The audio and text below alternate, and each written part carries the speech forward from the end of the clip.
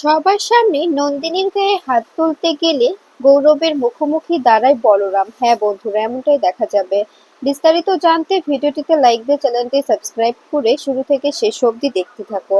গল্পের শুরুতেই দেখা যাবে সত্যজিৎ মুখার্জিকে কর্ণ চ্যাটার্জি ফোন করে বলতে থাকে, কি ব্যাপার মিস্টার চ্যাটার্জি, কি করছেন? তখনই দেখা যাবে সত্যজিৎ বলতে থাকে, এই তো বাচ্চা কাচ্চা নিয়ে খেলা করছি, নাইনত্তর নিয়ে খেলা করছি, এটাই তো এখন আমার কাজ। ওরা আমাকে বুঝিয়ে দিয়েছে যে আমি আমি কতটা কতটা ভাগ্যবান, আমি কতটা কতটা খেলাধুলা পছন্দ করি। সত্যি আমার আমার জীবনটাই ওরা পাল্টে দিয়েছে। ওরা আমাকে বুঝিয়ে দিয়েছে যে আমি কখনো খারাপ খারাপ মন মানসিকতার কাজ করতে পারি না। সবসময় আমাকে ভালো কাজই করতে হবে। আমি যদি ভালো কাজ করি তবে আমার জীবনটা সুন্দর হয়ে যাবে। এ কথা শুনে দেখা যাবে কর্ণ চ্যাটার্জি বলতে থাকে, এখন আপনি তো হ্যাপি তাই তো? তখনই সত্যজিৎ মুখার্জি বলে, হ্যাঁ আমি অনেক হ্যাপি, কারণ আমার বড় মেয়ে যাকে আমি এত কষ্ট করে লালন পালন করেছি সে সে এখন সুখী, তাই আমিও সুখী। এরপরে দেখা যাবে তোটে নিয়ে এসে বলতে থাকে, কি ব্যাপার ড্যাডি, কার সঙ্গে কথা বলছো? তোমার জন্য দেখো আমি চা এবং খাস্তা বিস্কুট নিয়ে এসেছি, এগুলো খেয়ে নাও, ভালো লাগবে। তখন এই কথা শুনে সত্যজিৎ বলতে থাকে, হ্যাঁ আমি আমি খাবো, এগুলো আমার খুব খেতে ভালো লাগে। তুই তুই আমাকে নর্মাল চা দিয়েছিস তো, ওই দামি চা দিসনি তো? তখনই দেখা যাবে এ কথা শুনে এ কথা শুনে তটিনী বলে, হ্যাঁ বাবা, আমি তোমাকে সামনের দোকান থেকে কিনে আনা সেই চাটাই দিয়েছি এবং খাস্তা বিস্কুট দিয়েছি। তোমার তোমার ভালো লাগবে, তুমি খেয়ে দেখো। তখনই দেখা যাবে এ কথা শুনে এদিকে এদিকে পরশুরাম বলতে থাকে, আমি বুঝতে পারছি না আপনারা কি করছেন। আপনারা এভাবে নন্দিনী মুখার্জিকে কেন কষ্ট দিচ্ছেন? গৌরব, তোমার কি মনে হচ্ছে না তুমি যা করছো একদম ঠিক করছো না? তোমার ওয়াইফকে তুমি এভাবে এভাবে কষ্ট দিতে পারো না। তুমি তো ওকে ভালোবাসো তাই না? তখনই এ কথা শুনে গৌরব বলে, ভালোবাসা? ভালোবাসা বলতে কিছুই নেই, আমি নয়, ওকে ভালোবাসার মানুষ আছে। যে যাকে ভালোবাসার মানুষ থাকে তাকে ভালোবাসা যায় না। তাকে যদি ভালোবাসা যেত তবে অবশ্যই ভালোবাসতাম, তবে তবে দূরে ঠেলে দিতাম না। কিন্তু ওর তো ভালোবাসার মানুষের অভাব নেই তাই না? এক এক মহিলাকে কয় পুরুষ ভালোবাসতে পারে? এক মহিলাকে কয় পুরুষ ভালোবাসতে পারে জানো, বলো তো? তখনই দেখা যাবে পরশুরাম বলতে থাকে, তুমি কিন্তু বাড়াবাড়ি করছো, তুমি তুমি ওনার চরিত্র নিয়ে কথা বলছো। তখনই দেখা যাবে গৌরব ফোনটা নন্দিনীর কাছে দিয়ে সেখান থেকে চলে যায় আর বলতে থাকে, আমি আমি কোনোভাবেই বুঝতে পারছি না যে এই সবকিছু কি হচ্ছে। ঠিক তখনই নন্দিনীর ফোন বেজে ওঠে। এরপরে নন্দিনীর ফোনটা রিসিভ করে গৌরব ফোন রিসিভ করতে বলরামকে কর্ণ চ্যাটার্জি বলে, চাইলে নন্দিনী মুখার্জিকে তোমার বাড়িতে পাঠিয়ে দিতে পারি, তুমি যদি চাও নন্দিনী মুখার্জি তোমার বাড়িতে পৌঁছে যাবে, কি যাও বলরাম? তখন এই কথা শুনে দেখা যাবে বলরাম বলতে থাকে, মুখ সামলে কথা বলো, আপনি কিন্তু মুখের লাগাম ছাড়িয়ে যাচ্ছেন। এ কথা শুনে তখন দেখা যাবে গৌরব বলতে থাকে, লাগাম তো ছাড়াইনি, আপনি তো প্রেমিক তাই না? তাই তাই প্রেমিক বলেই তো আপনাকে কোনোভাবেই দূরে সরিয়ে দিতে চাইছি না। আপনি চাইলে নন্দিনী মুখার্জিকে নিজের কাছে নিয়ে যেতে পারেন, আর তারপরেই ডিভোর্স। আসলে ডিভোর্স করানোর মতো আমাদের কাছে অনেক কিছুই আছে, অনেক কিছু, বুঝতে পেরেছেন? এ কথা শুনে তখন দেখা যাবে পরশুরাম বলে, আপনি কি মানুষ নাকি জানোয়ার বলুন তো? আপনি তো জানোয়ারের থেকেও অধম। এরপরে দেখা যাবে ফোনের ওপাশ থেকে বলরাম সবকিছু শুনে অবাক হয়ে যায়। নন্দিনী কান্নায় ভেঙে পড়ে আর বলতে থাকে, আমি আমি বুঝতে পারছি না আমি কি করে এই লোকটার সঙ্গে জীবন কাটাবো। এই লোকটার সঙ্গে কি আমার আদৌ জীবন কাটানোটা সম্ভব হবে? এরপরে বলরাম বলতে থাকে, পরশুরাম তুই কিন্তু ওদের ফাঁদে পা দিবি না, একদম নয়, একদম একদম কিন্তু একদম ওদের ফাঁদে পা দিবি না, ওদের ফাঁদে পা দিলে কিন্তু ভালো হবে না। এরপরে গৌরব ফাইল বের করে পরশুরামের সামনে এগিয়ে দেয় আর বলতে থাকে, এই ফাইলটা সাইন করে দিন, তা না হলে কিন্তু নন্দিনী মুখার্জি ভালো থাকতে পারবে না, নন্দিনী মুখার্জি সুখী হতে পারবে না। এ কথা শুনে তখন দেখা যাবে নন্দিনী বলতে থাকে, আমি বুঝতে পারছি না তোমরা কেন এসব নিয়ে কথা বলছো। এরপরে দেখা যাবে পরশুরাম বলতে থাকে, আপনি কি চান নন্দিনী মুখার্জি, আপনি কি চান আমি ফাইলটা সাইন করি? তখনই নন্দিনী বলে, হ্যাঁ পরশুরাম, তুমি ফাইলটা সাইন করে দাও, আমি চাই যে তুমি সাইনটা করে দাও। এ কথা শুনে তখন পরশুরাম কলম হাতে তুলে নেয় আর আর সাইন করতে শুরু করে। সাইন করা দেখে খুশি হয়ে যায় কর্ণ চ্যাটার্জি আর বলতে থাকে, কি বলেছিলাম, সাইনটা তো তোমরা করবেই তাই না, সাইনটা তো করতেই হতো, তাই তাই সাইনটা করেই দিলে। এরপরে দেখা যাবে এ কথা শুনে তখন তখন দেখা যাবে কর্ণ চ্যাটার্জি বলতে থাকে, সত্যি পরশুরাম, এবার কিন্তু তুমি ফাঁদে পড়েছো, এবার তোমাকে আর এখান থেকে কেউ বের করতে পারবে না। থ্যাংক ইউ ফাইলটা সাইন করে দেওয়ার জন্য। এবার আমাদের ডিলটা আমরা কমপ্লিট করতে পারবো, তাই না গৌরব? তখনই গৌরব বলে, একদম একদম ঠিক বলেছেন, ডিলটা কমপ্লিট তো করতেই হবে, ডিলটা যদি কমপ্লিট না করতে পারি তবে কি করে হবে। এদিকে দেখা যাবে মুখে কাপড় চেপে কান্নায় ভেঙে পড়ে নন্দিনী চিৎকার করে কাঁদতে থাকে আর বলতে থাকে, আমি ভাবতেও পারিনি আমার জন্য তোমাকে আজকে এই দিনটা দেখতে হবে, আমার জন্য তোমাকে এই সব কিছু করতে হবে, সত্যি সত্যি আমি ভাবতে পারিনি। এরপরে দেখা যাবে কর্ণ চ্যাটার্জি বলতে থাকেন, নন্দিনী, প্রেমটা চালিয়ে যাও আর তোমার বাবাকে জীবিত রাখার জন্য ভালো ভালো বউ সাজার চেষ্টা করো আর সুখী সুখী মেয়ে সাজার চেষ্টা করো। দিরাগমনে তো বাড়ি ফিরবে তাই না, সুখী সুখী সুখী মেয়ে সাজার চেষ্টা করো, এবং ভালো বর পেয়েছো, ভালো ঘর পেয়েছো, এভাবে নাটক করে যেও, ঠিক যেভাবে তোমার বাবা ভাবছে। আর যদি তুমি নাটকটা করতে না পারো তবে কিন্তু তোমার তোমার বাবা একদম মরে যাবে, এই কথাটা মাথায় রেখো। তুমি কি চাও তোমার বাবা মরে যাক? তোমার বাবার যদি মৃত্যুবরণ তুমি চাও, তবে কোনোভাবে তোমাকে আর কিচ্ছু করতে হবে না, কোনো কষ্ট করতে হবে না, তোমার বাবা এমনিতেই শেষ হয়ে যাবে, তিলে তিলে শেষ হয়ে যাবে। আর যদি না চাও তবে তবে তুমি তুমি এভাবে নাটক করে যাও, ভালো অর্ধাঙ্গিনী সাজার নাটক করে যাও, ভালোবাসার নাটক করে যাও।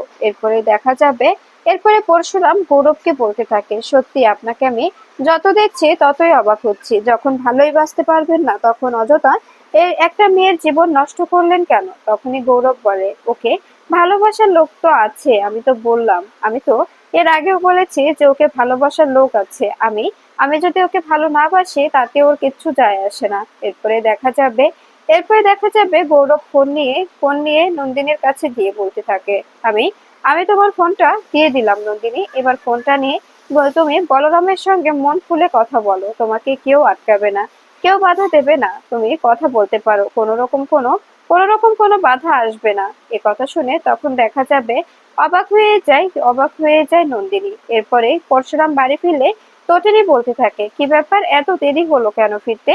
তখনই পরশুরাম বলতে থাকে, আসলে আমি হেরে গেছি তটিনী, আমি হেরে গেছি, তাই এই হেরো মুখটা নিজের বইয়ের সামনে আনতে লজ্জা করছিল।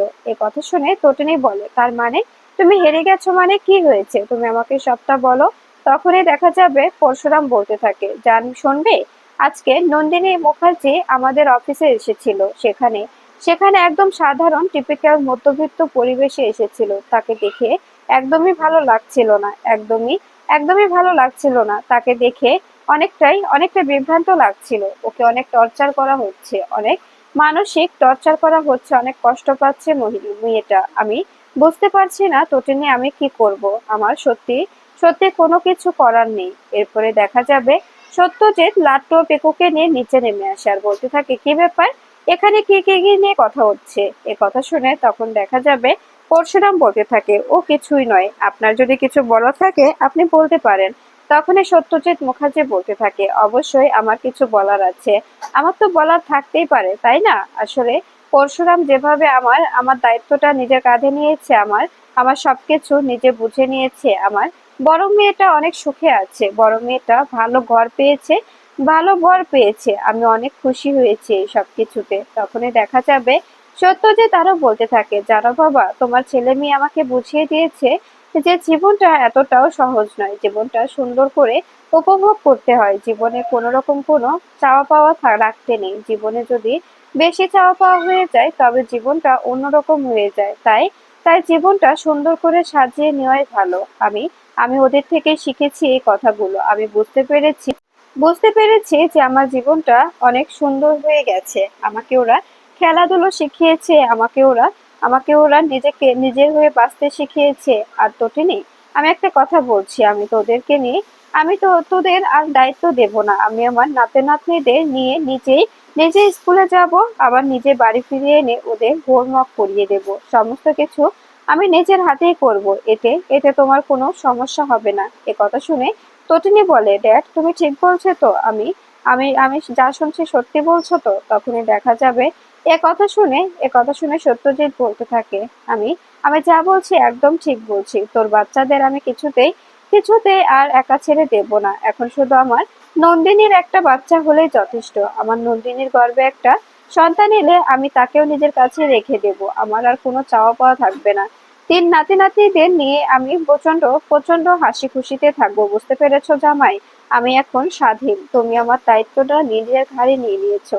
এখন আর আমার কোনো চাওয়া পাওয়া নেই। এরপরে দেখা যাবে সত্যজিৎ মুখার্জি তটিনীকে বলে, তটিনী, তুই কিন্তু বাচ্চাদের নিয়ে কখনো ভাববি না। বাচ্চাদের ওদের দাদু আছে, ওদের দাদুই বাচ্চাদের সামলে রাখবে। তোরা কিন্তু কখনো ওদের নিয়ে চিন্তা করবি না। এ কথা শুনে দেখা যাবে লাট্টু পিকু হাসতে থাকে আর বলতে থাকে, সত্যি মাম্মি, ভালো দাদু কিন্তু ভালো হয়ে গেছে, আমাদের প্রচন্ড ভালোবাসে, আমাদের যত্ন করে। সত্যি ভালো দাদু অনেকটা অনেকটা নিজেকে শুধরে নিয়েছে। এরপরেও ভালো দাদুকে আর কোনো শাস্তি দেবে না, ঠিক আছে? এরপরে দেখা যাবে লাট্টু পিকুকে নিয়ে সেখান থেকে বেরিয়ে পড়ে সত্যজিৎ মুখার্জি। এরপরে দেখা যাবে পরশুরাম তটিনী হাসতে থাকে আর বলতে থাকে, সত্যি সত্যি এভাবে যে আমাদের আমাদের বাবা চেঞ্জ হয়ে যাবে আমরা ভাবতেও পারিনি, তাই না? তো তাই না?